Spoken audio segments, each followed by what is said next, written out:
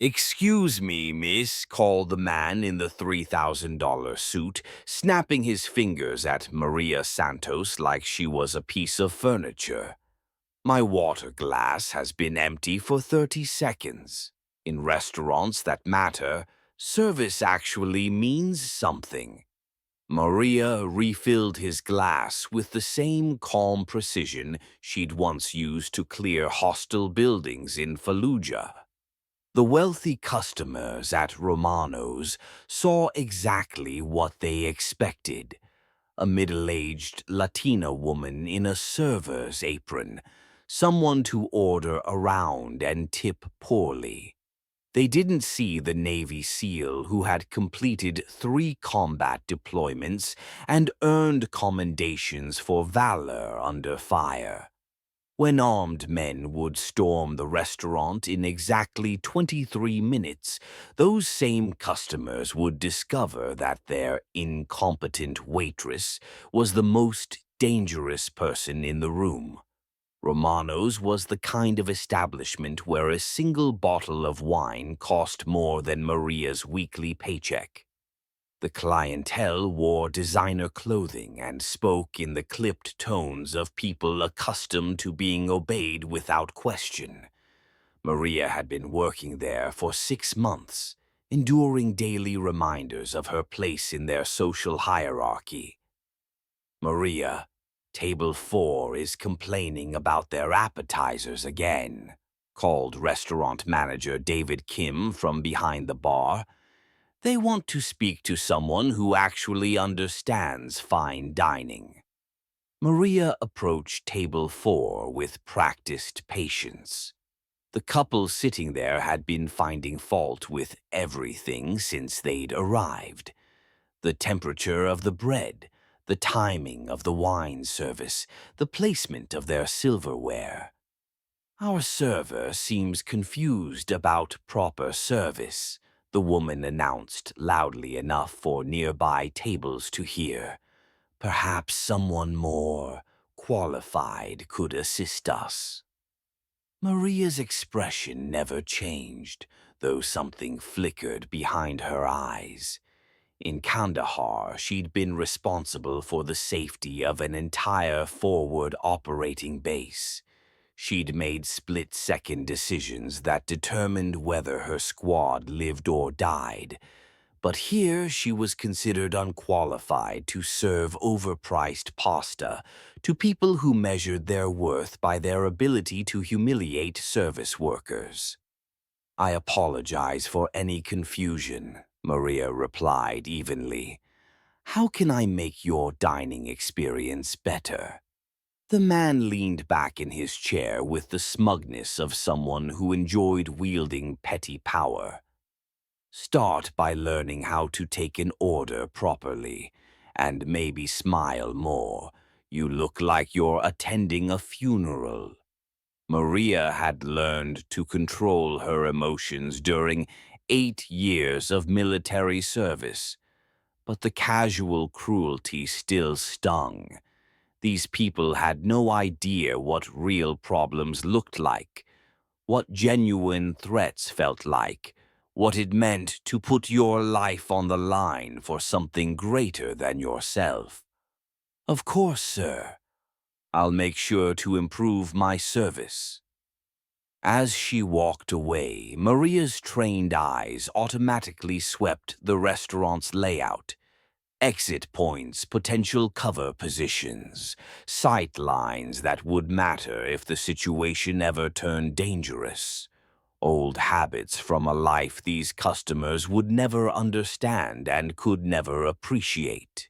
The evening shift brought its usual parade of entitled customers, each one seeming to compete for who could treat Maria with the most casual disdain.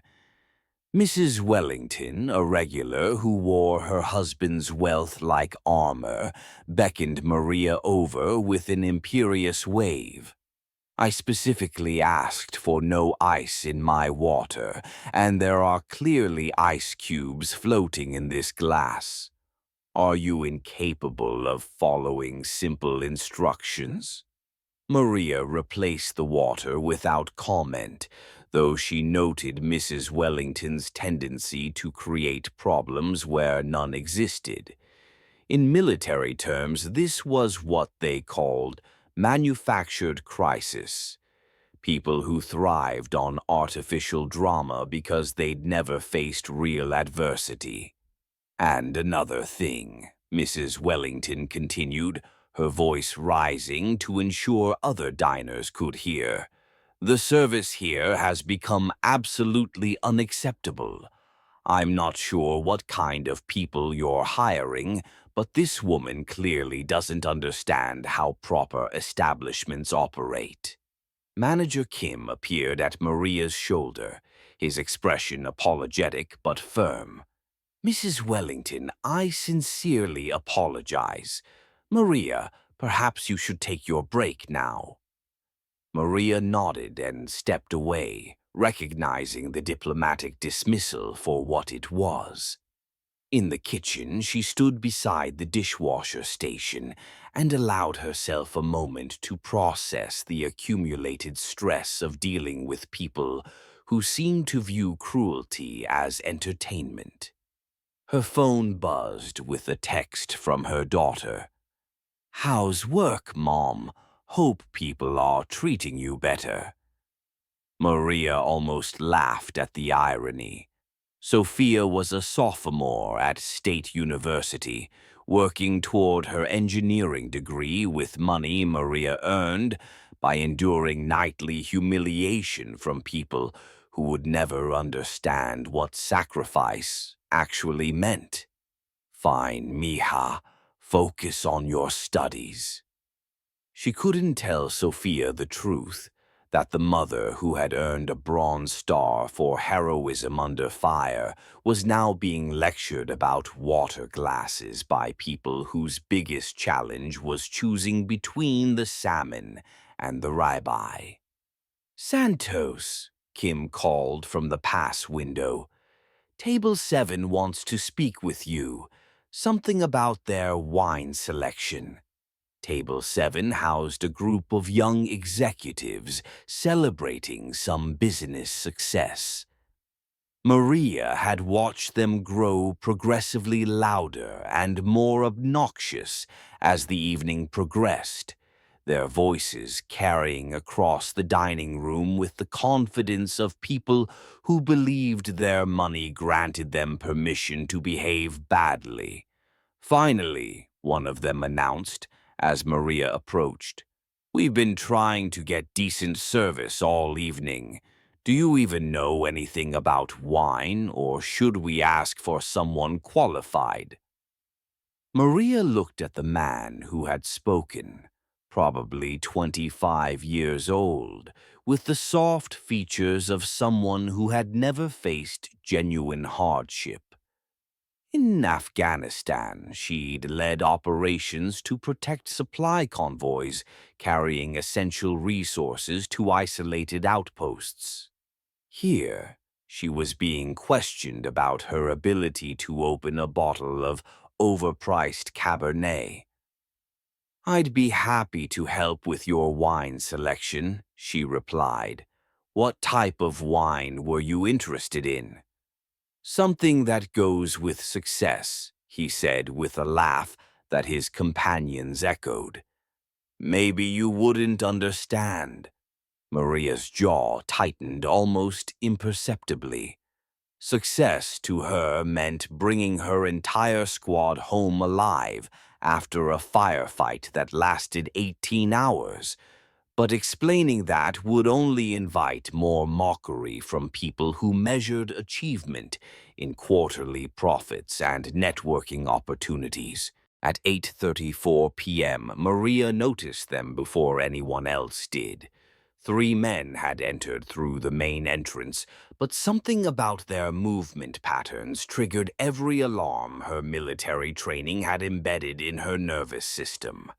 They moved with purpose, their eyes scanning the room in a way that suggested reconnaissance rather than casual dining.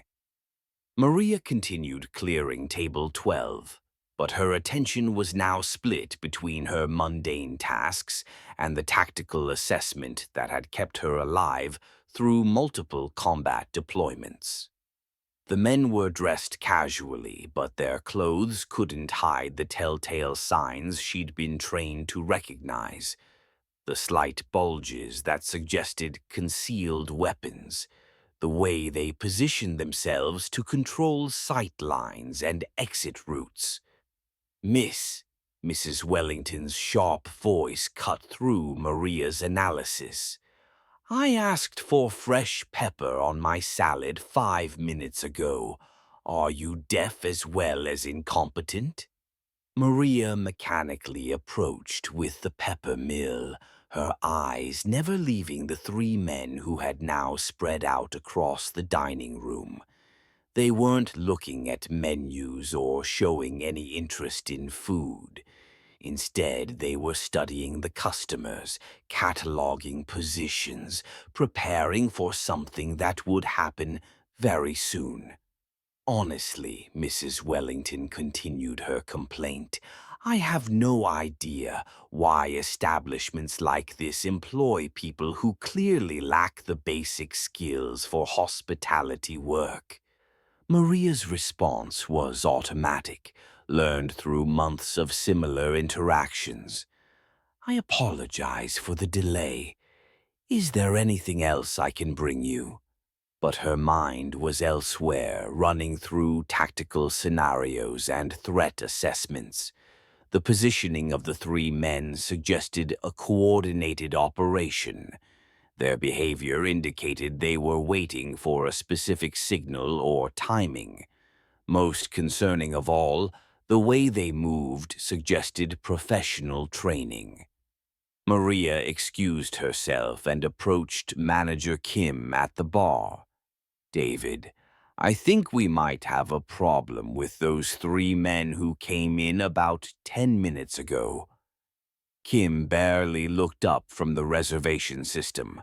Maria, unless they're actively causing a disturbance, we don't judge customers based on appearance.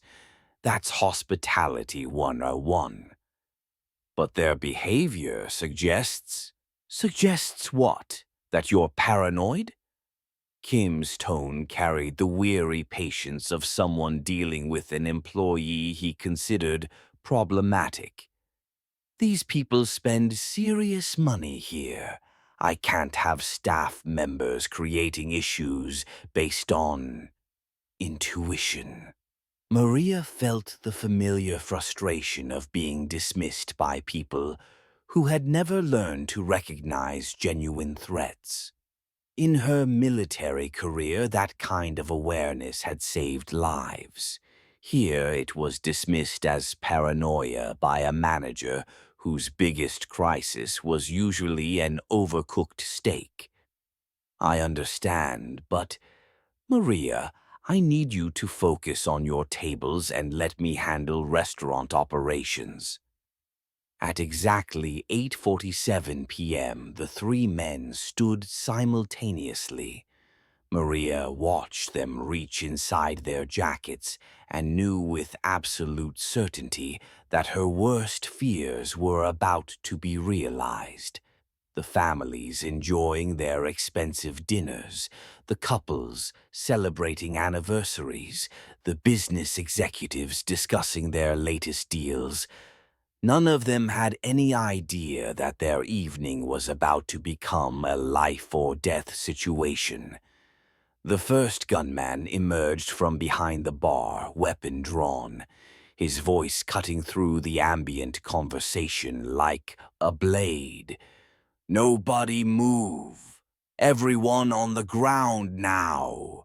Screams erupted across the dining room as customers realized what was happening.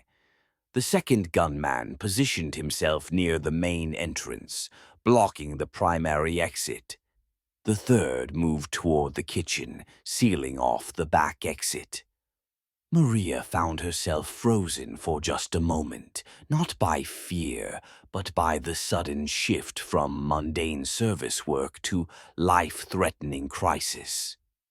8 years of combat experience collided with 6 months of deliberate invisibility, and she had to choose which version of herself would respond to this moment.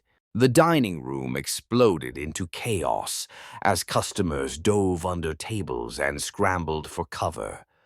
Maria's military training overrode every other instinct, and she immediately began assessing the tactical situation with the calm precision that had made her an elite warrior. 3 gunmen, coordinated movement, professional equipment.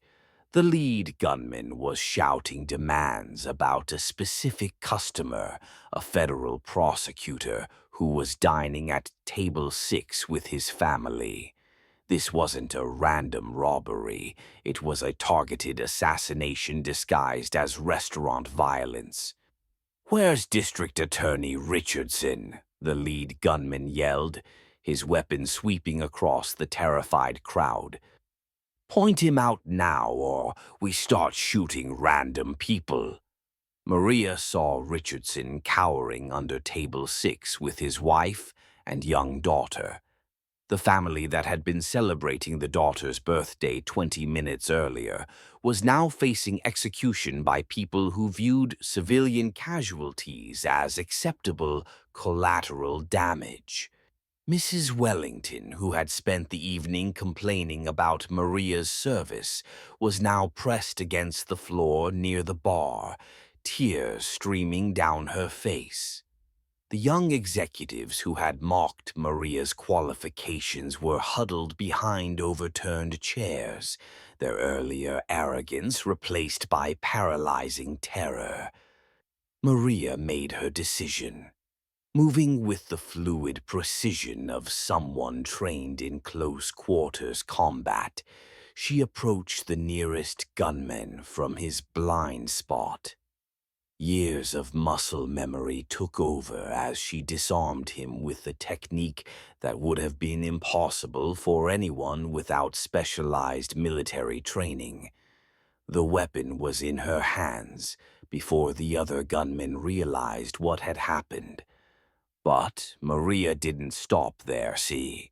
She used the element of surprise to position herself between the remaining attackers and the innocent families they were threatening.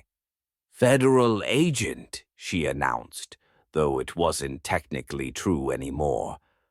"Drop your weapons and get on the ground." The lead gunman spun toward her, his eyes widening as he processed the transformation of the harmless waitress into someone who moved and spoke with obvious combat authority.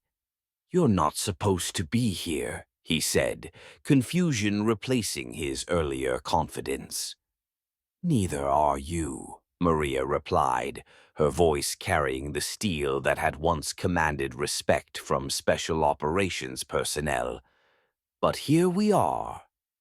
What followed was a brief but decisive confrontation that demonstrated exactly why Navy SEALs were considered among the military's elite forces. Maria neutralized the remaining threats with efficiency that left the restaurant patrons stunned and grateful. As police sirens approached and the immediate danger passed, Maria helped terrified customers to their feet and coordinated with first responders. The transformation was complete. The woman they had dismissed as incompetent service staff had just saved their lives using skills they never knew she possessed. Manager Kim approached with obvious shame written across his face. "Maria, I had no idea. Your background, your training. Why didn't you tell us?" Maria looked around the restaurant at the faces that had shown her nothing but disdain for 6 months. "Because I didn't think it mattered to you what I'd done before. You only cared about whether I could carry plates and smile on command." Mrs. Wellington, still shaking from the experience, approached hesitantly. I owe you more than an apology. I owe you my life. The way I treated you was based on assumptions, Maria finished gently. But maybe now you'll think differently about the people who serve you. District Attorney Richardson, whose life had been saved by Maria's intervention, stepped forward. I don't know how to thank you. If there's anything I can do. Maria considered the offer, then smiled. Actually, there is. I'd like to finish my shift. These people came here for a nice evening, and they deserve the best service I can provide. As Maria returned to her duties, something fundamental had changed in Romano's. The customers who had once treated her as invisible now watched her with genuine respect. They finally understood that sometimes the most capable person in the room is the one everyone underestimates. The quiet warrior had revealed herself, not for recognition or vindication, but because innocent lives had depended on it.